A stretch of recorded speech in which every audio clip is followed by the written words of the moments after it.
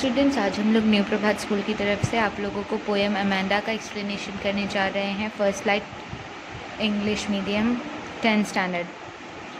Every child feels that he is controlled and instructed to not to do one thing और another. हर बच्चे के ऊपर बहुत ज़्यादा कंट्रोल किया जाता है। ऐसा सभी बच्चों को लगता है कि उन्हें कुछ करने की परमिशन नहीं होती। You too may feel that your freedom is curtailed. तुम्हें भी ऐसा लगता होगा कि तुम्हारी आज़ादी को भी रोक लिया गया है।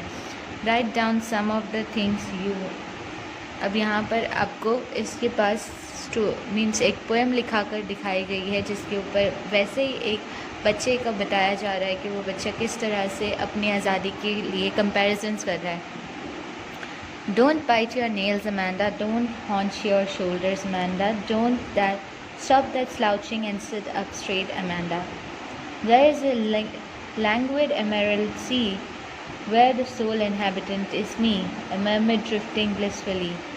Did you finish your homework, Amanda? Did you tidy your room, Amanda? I thought I told you to clean your shoes, Amanda. I'm an orphan roaming the street. I pattern soft dust with my hushed bare feet. The silence is golden, the freedom is sweet. Don't eat that chocolate, Amanda. Remember that you're acne, Amanda. Will you please look at me when I'm speaking to you, Amanda? I am a Rapunzel, I have not a care. Life is in a tower is tranquil and rare. I will certainly never let down my bright hair. Stop that sulking at once, Amanda. You are always so moody, Amanda. Anyone would think that I nagged at you, Amanda.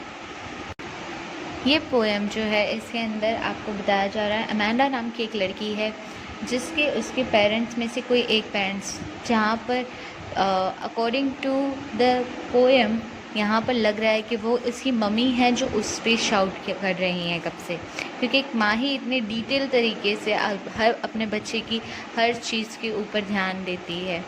वो कहती हैं कि अपने नाखूनों को मत चबाओ, अपने कंधों को मत झुकाओ, सीधी तरह बैठो, झुको मत, अपनी कमर को सीधा रख के बैठो।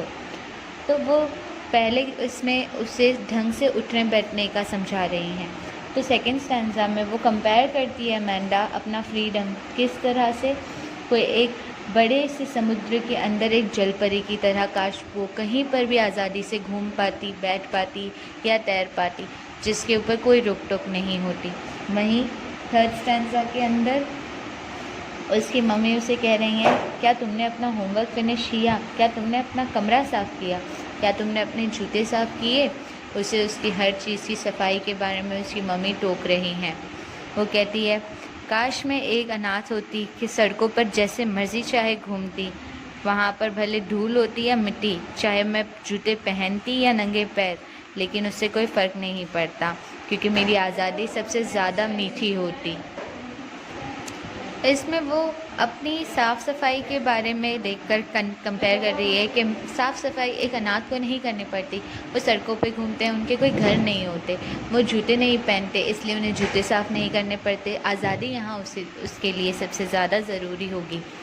फिर उसकी माँ कहती है कि वो चॉकलेट्स मत खाओ, अपनी स्किन को देखो, अपनी एक्ने को देखो, क्योंकि अब वो एक टीनेजर हो रही है, तो बट ऑब्वियस उसे एक्ने होगी, यानी कि पिंपल्स आएंगे। तो उसकी माँ उससे कह रही हैं कि उन चीज़ों पर भी ध्यान दो, अपने बात करने के तरीके को देखो, और हर बार जब मैं तुमसे बात करती हूँ तो तुम मेरी ओर देखा करो, मुझसे नज़र मत चुराया करो। अमेंडा यहाँ पर सोचती है कि काश मैं रपेंसिल होती जिसे किसी चीज़ की फ़र्क नहीं पड़ता, क्योंकि उसकी ज़िंदगी तो एक टावर में ही बंधी हुई होती, जहाँ पर कोई भी रोशनी नहीं होती और कुछ भी नहीं होता, जहाँ उसके सुनहरे बालों को भी उसे छोड़ना नहीं होता, यानी उसे अपनी ज़रूरतों की चीज़ों को भी छोड़ना ना पड़ता। वो अपनी आज़ादी से ज़िंदगी को आराम से अपनी मर्ज़ी से जी पाती। उसकी मम्मी कहती हैं, चिढ़ दिखाना बंद करो, अपने मूड को सुधारो, तुम्हारा मूड देखो तुम किस तरह रखती हो, किसी को तो ऐसा लगेगा जैसे मैं हमेशा तुमसे लड़ाई ही करती रहती हूँ। और ये पोएम जो है वो रॉबिन क्लेन के द्वारा लिखी गई है।